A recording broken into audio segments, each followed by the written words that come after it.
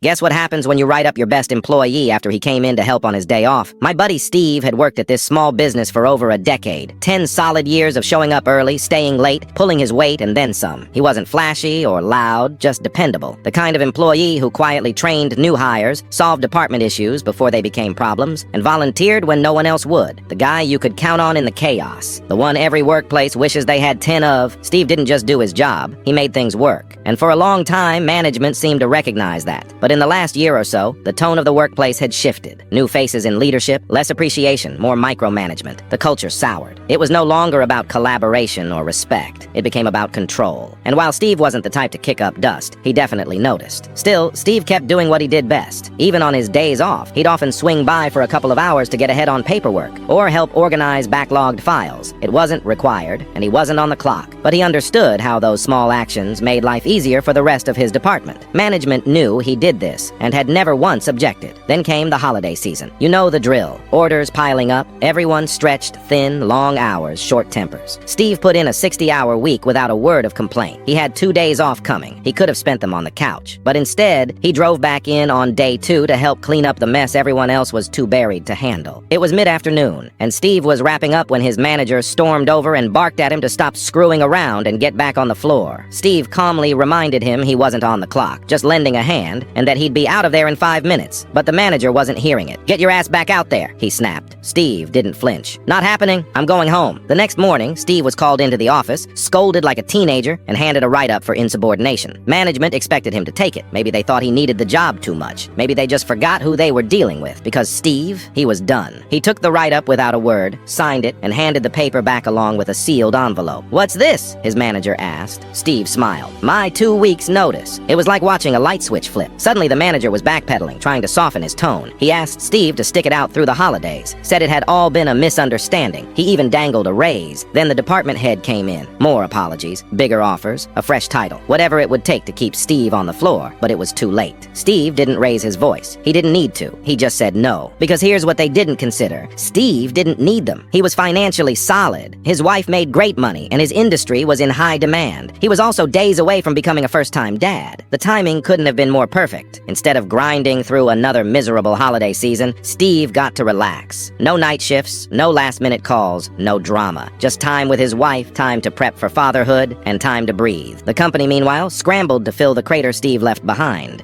It would take at least 2, maybe 3 people to do what Steve had handled on his own. Good luck training them before the rush hit.